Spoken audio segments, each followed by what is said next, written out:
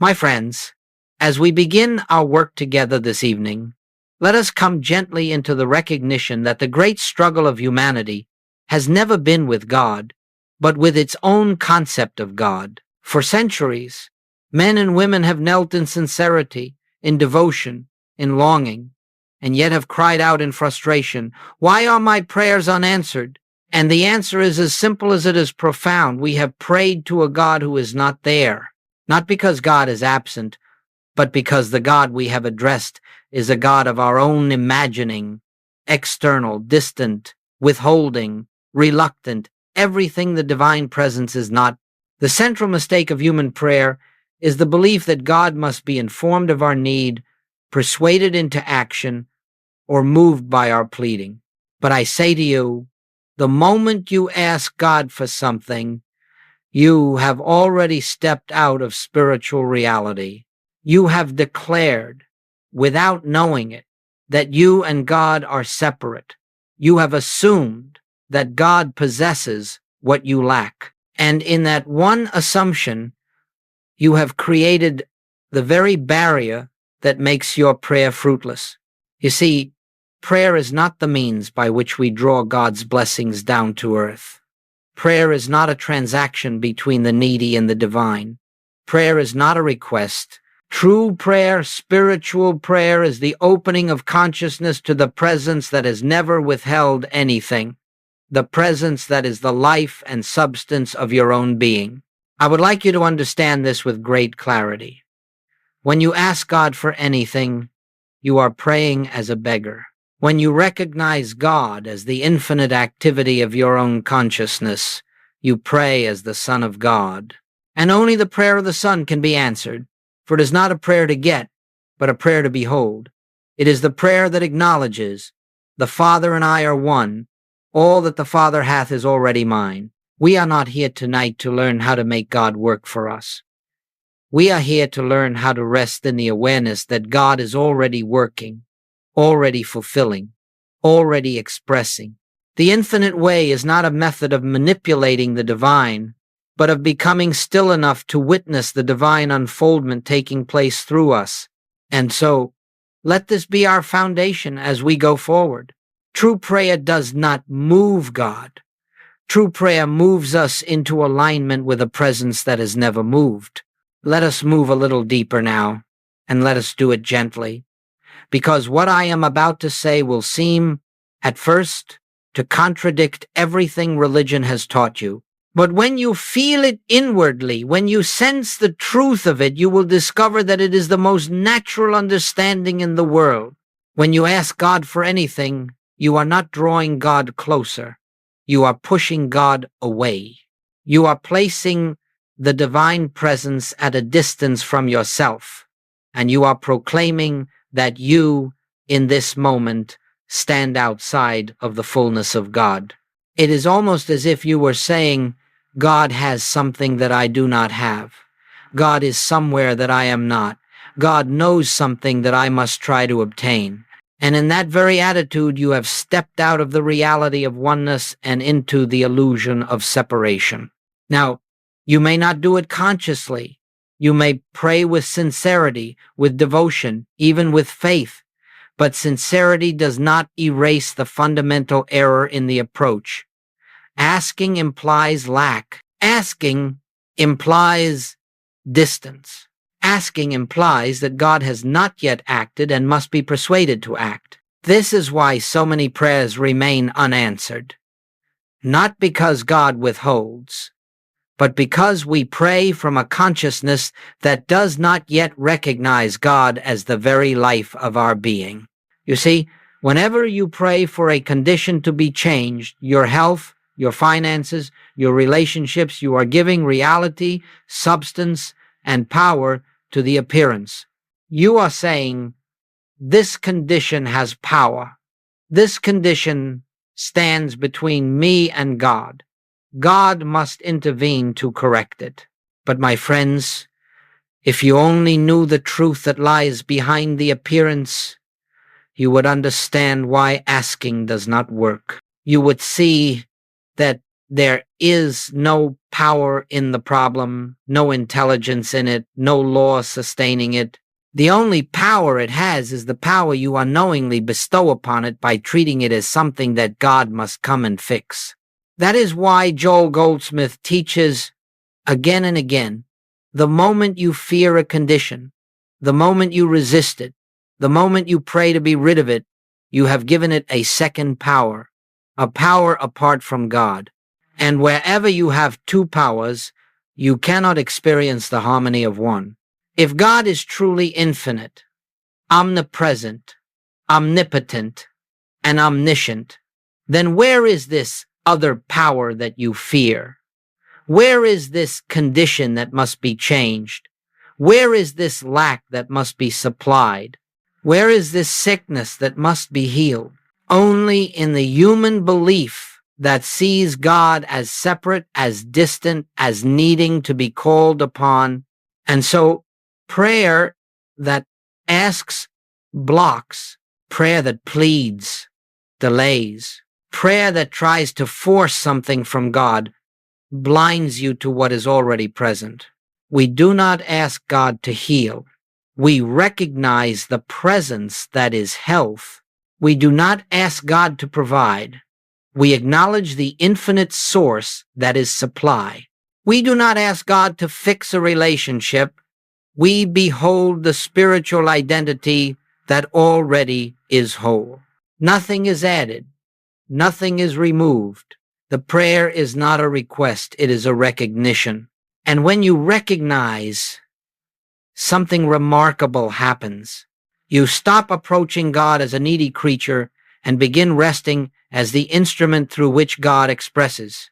That shift, subtle, inward, wordless, is the doorway to all spiritual demonstration. Now let us come to one of the most misunderstood statements ever uttered in Scripture, though it stands openly before every seeker who has ever reached for God. Your Father knoweth what things ye have need of before ye ask. My friends, consider what that means. If the Father already knows before you ask, what purpose is there in asking? If the divine presence is already aware of every need, physical or emotional, mental or spiritual, then the moment you kneel in petition, you are acting as though divine intelligence requires your instruction.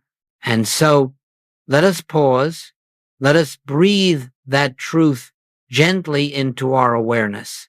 There is a presence within you that knows your need before you speak it, before you formulate it, even before you become aware of it. When you pray from the standpoint of lack, you contradict this truth. When you attempt to outline to God the nature of your need, when you say, Father, I need health, or I need supply, or I need peace, you are assuming that the infinite presence has overlooked something in its own creation and must be reminded by you. Yet the entire message of the infinite way is that God has already established within your consciousness every form of good you will ever require. It is there spiritually, invisibly intact, awaiting recognition. Not awaiting request, awaiting recognition. Let me illustrate this gently. When you wake in the morning, you do not ask the sun to rise. The rising of the sun is already established. You simply open your eyes to behold it. In the same manner, supply is already present. Harmony is already present. Guidance is already present. Healing is already present. And your prayer is not an attempt to create these things, but to open the inner eye that sees them. You cannot bring God into your experience by pleading, because God is already the very life that animates your being. You cannot persuade God to give, because God has never withheld. You cannot awaken divine love, because divine love is the substance of your existence.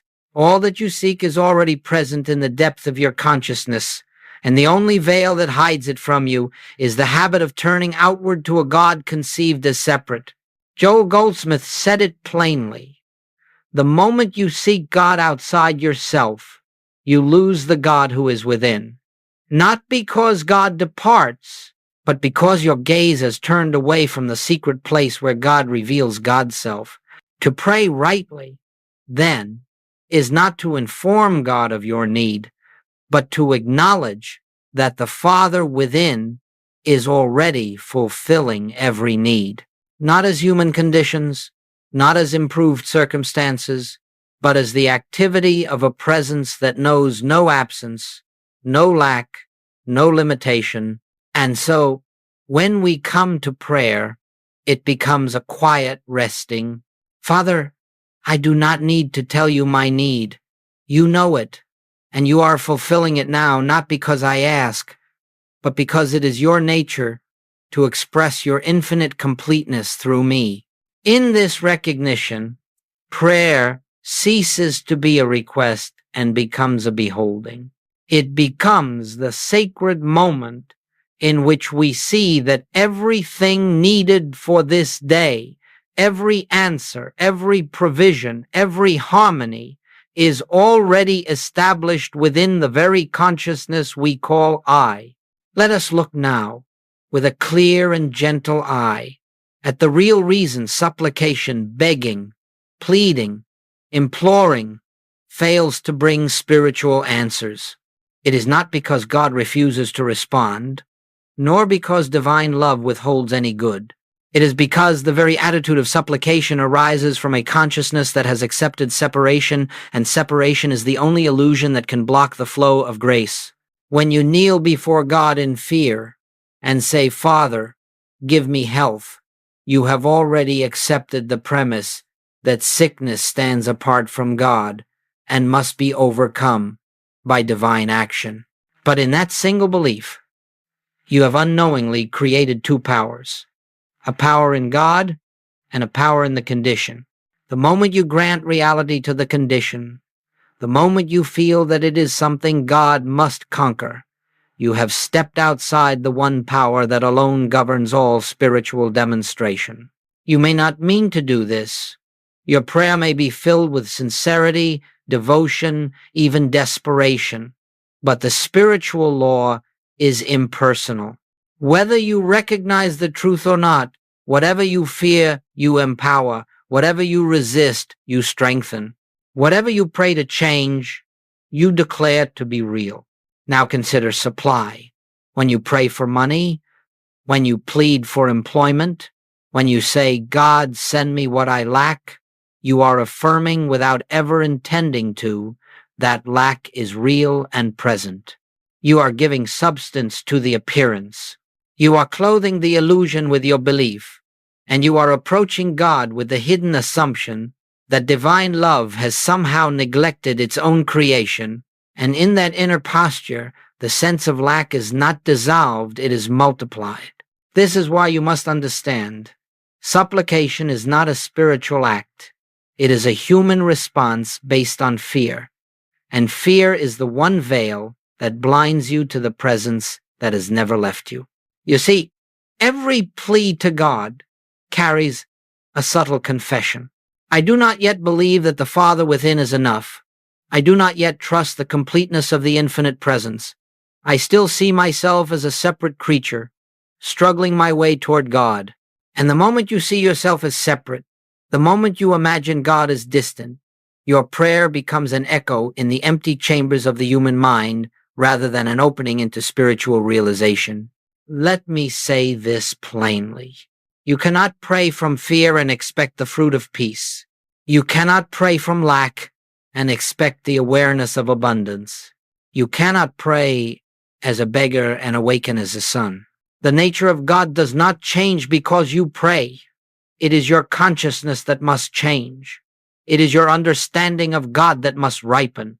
It is the inner recognition of the one power, one presence, and one life that dissolves fear, lack, and delay.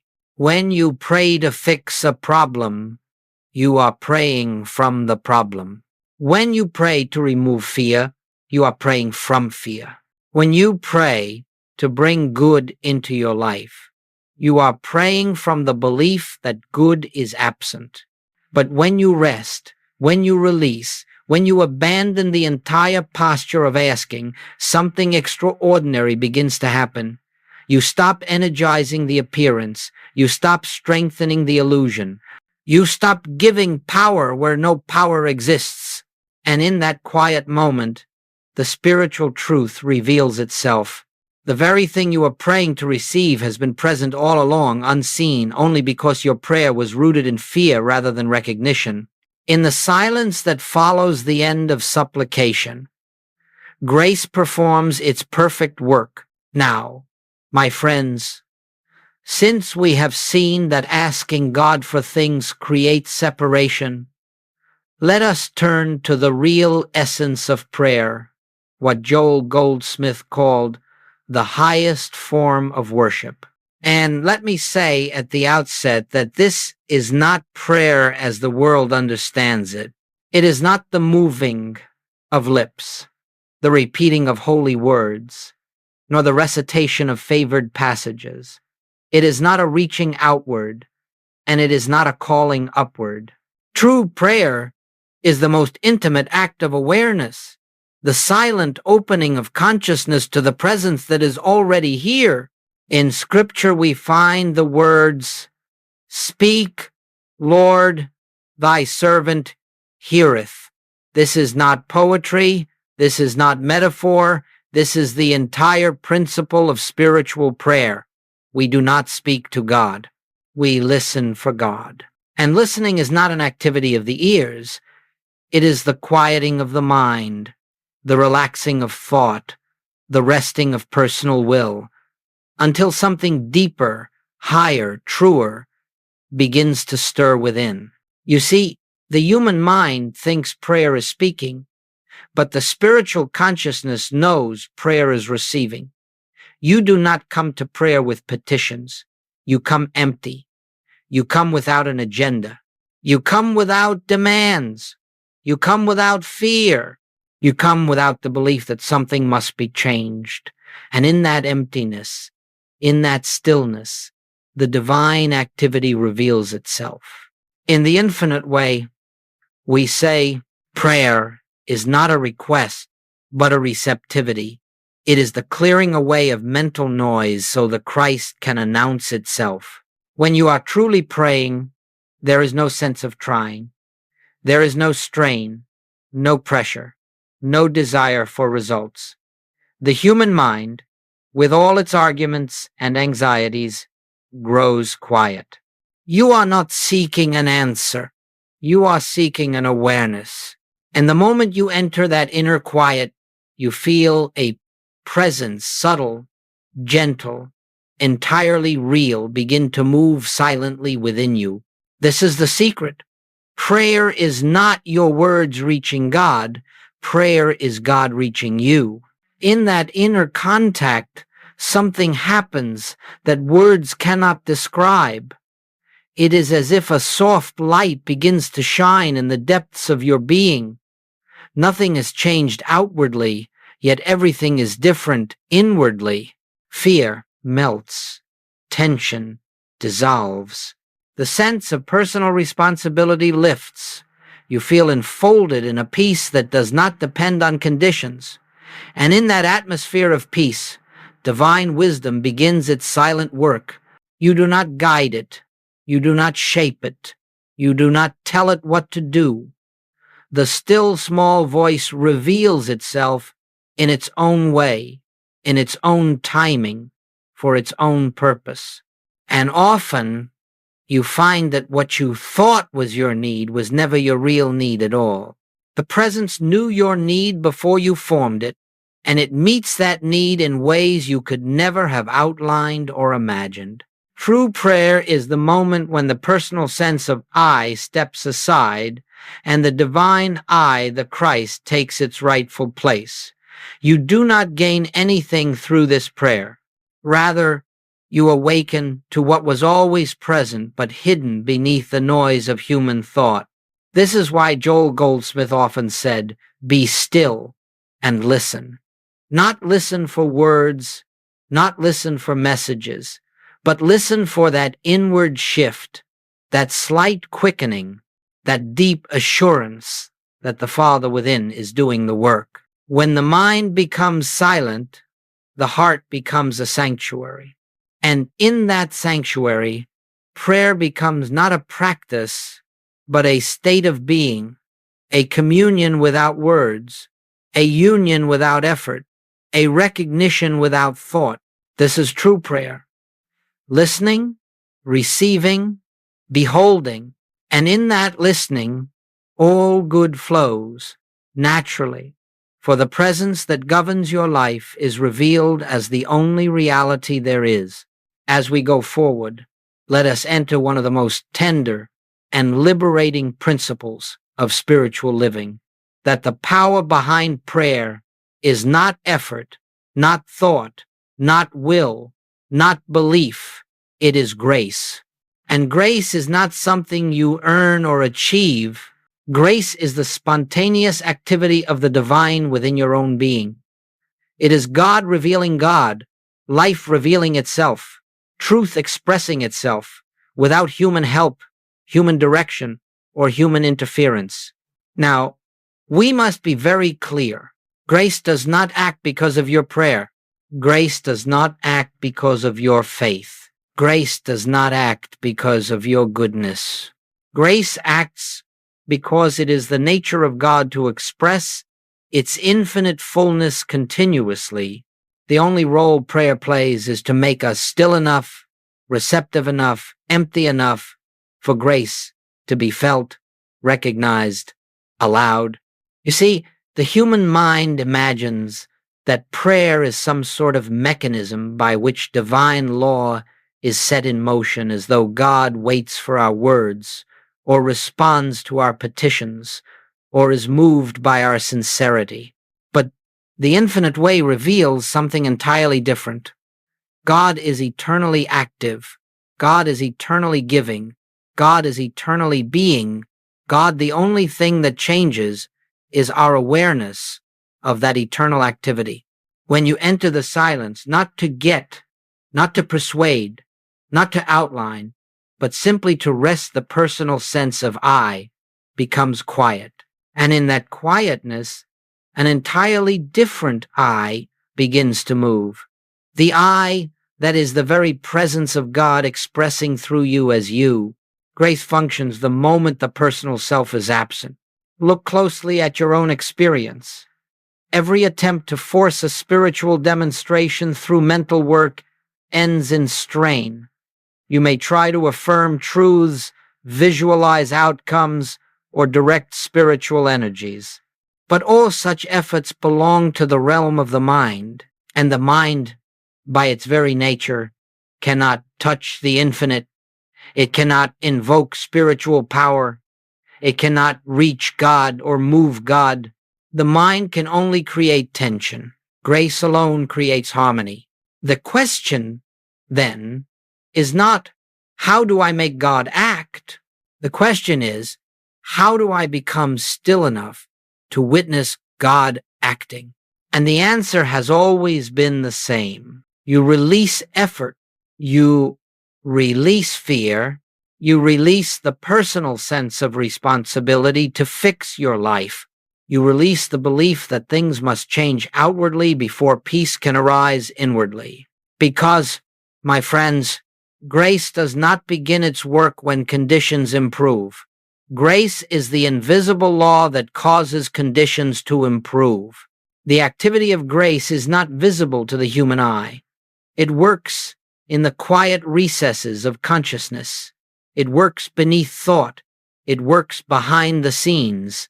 It works without noise, without drama, without evidence, until, at the appointed moment, the outward picture gently shifts, revealing what has been taking place within all along. That is why healing often appears sudden. That is why supply often comes unexpectedly. That is why relationships harmonize in ways no human reasoning could have predicted. It is not that God suddenly intervened. It is that you became quiet enough to let grace fulfill what grace had been fulfilling all along. In true prayer, we do not direct spiritual law. We yield to it. We do not compel God. We let the presence be itself.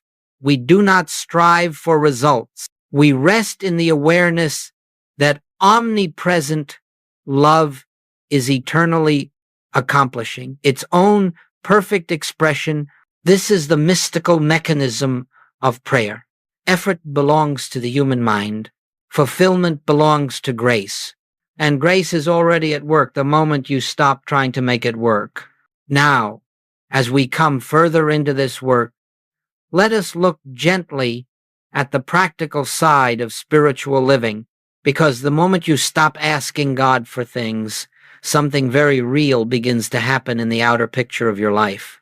Not because God has suddenly responded to you, but because you have become receptive to what God has been expressing from the beginning.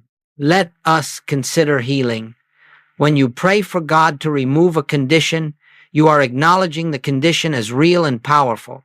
You are placing it on a pedestal, granting it substance, and attempting to use God as a remedy. But when you cease praying for healing and instead rest in the recognition of one power, when you behold God as the only life, the only presence, the only law governing your being, the fear that sustained the condition dissolves, and the moment fear dissolves, harmony appears. The healing is not the result of asking. The healing is the result of recognizing that nothing needed to be healed. Let us turn to supply. When you stop approaching God as a banker, a provider, a source of material demonstration, when you let go of the anxious desire to secure tomorrow, you discover a remarkable truth. Your supply does not come from the world at all. Supply is the activity of God's presence, expressing as ideas, opportunities, inspiration, harmony, and right unfoldment. And the more you rest in that recognition, the more the outer picture rearranges itself around your inner assurance. The demonstration is not the result of pleading. It is the fruit of knowing that your good is already established within. And now, let us gently look at relationships. When you pray for God to change someone, to soften their heart, to correct their behavior, you are giving reality to the belief that there is a separate person with a separate will that must be adjusted. But when you stop asking for harmony and instead behold the Christ in every person who stands before you, the miracle of relationship begins to unfold. You are no longer trying to fix a person. You are witnessing their spiritual identity. And as you witness it, they begin to respond from that identity. Not because you asked, because you recognized. Consider also your daily decisions, your work, your purpose. The moment you stop asking God for guidance, because asking implies God is withholding guidance, you begin to feel a quiet inner movement, an intuition, a gentle nudge, a sense of rightness that does not come from reasoning. This is not something you have sought. It is something that has always been present, but could not be heard over the noise of asking. When you stop seeking answers, answers appear. When you stop fearing outcomes, outcomes take their rightful shape. When you stop striving to achieve, the right activity unfolds without effort. This is the paradox of spiritual life.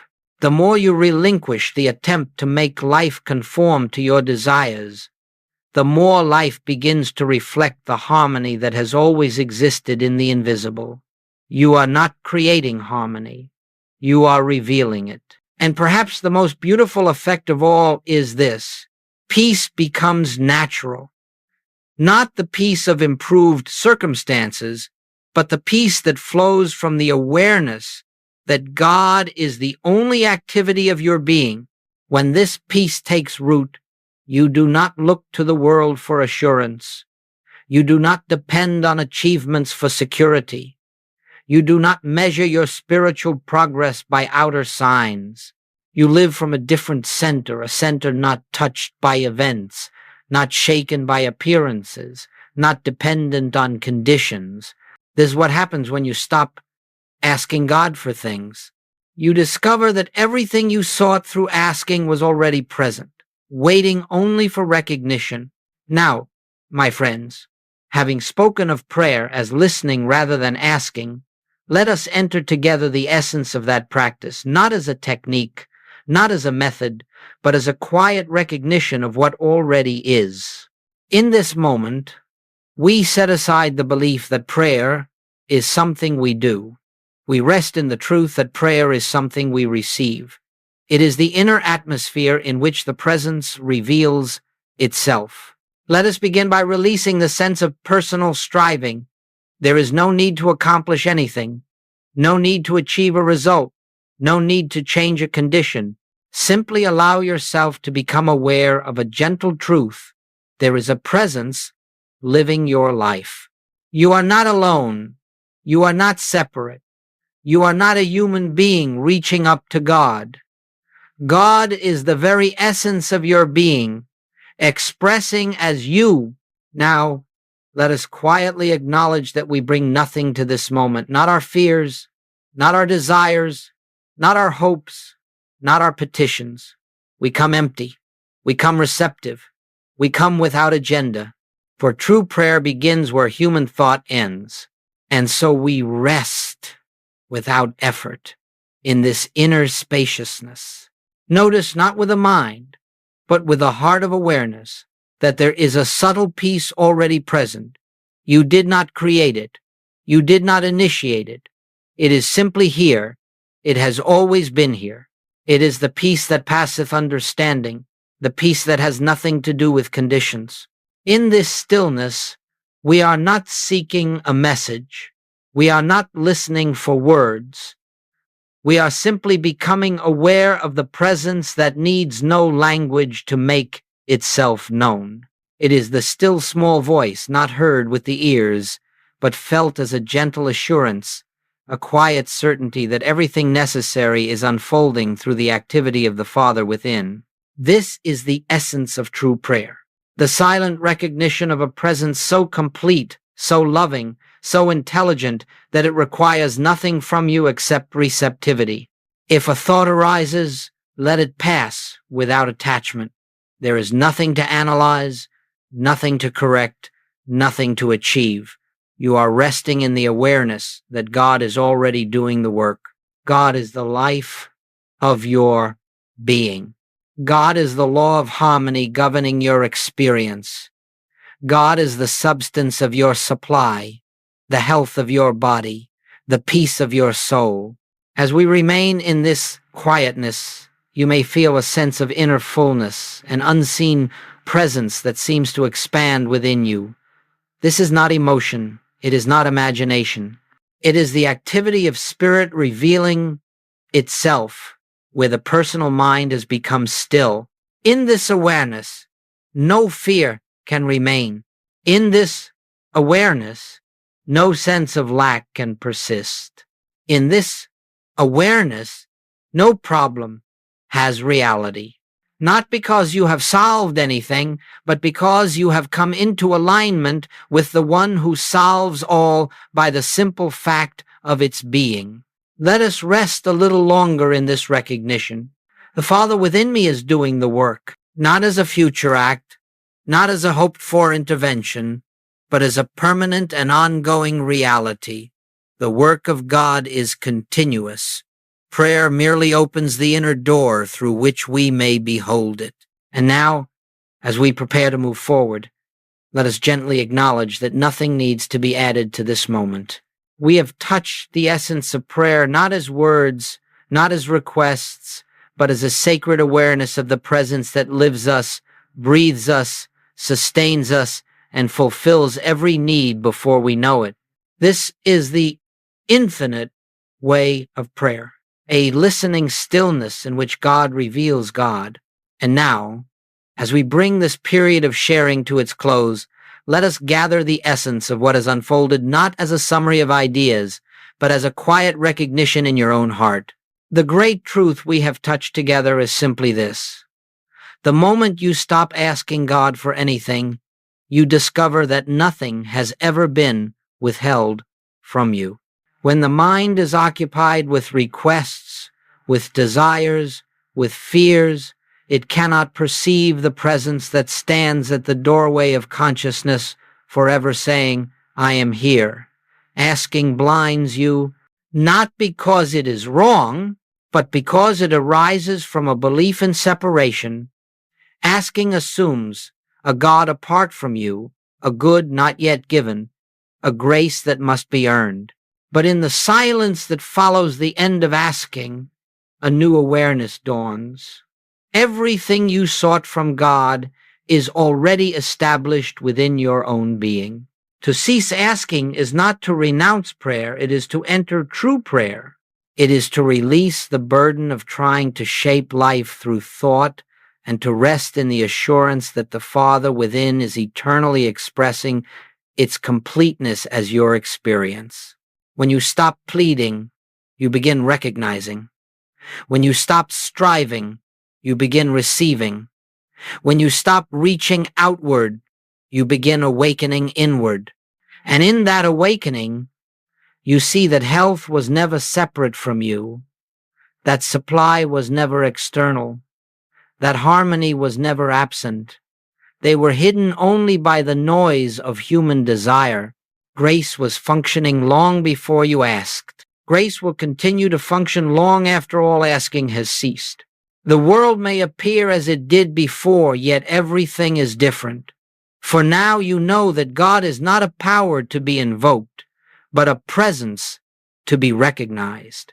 You know that prayer is not the utterance of words, but the opening of consciousness.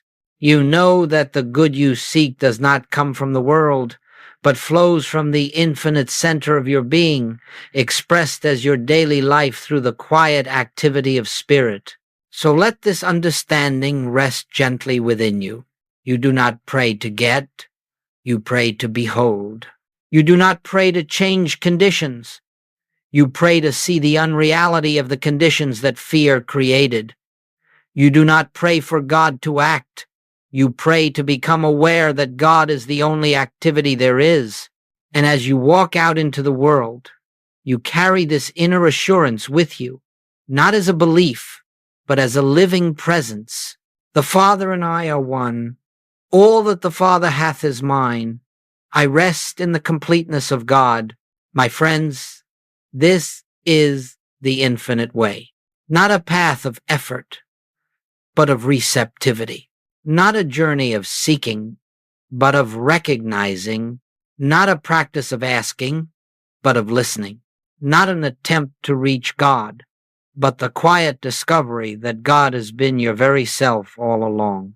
May this awareness go before you, illuminate your days, and reveal the harmony that has forever been your inheritance.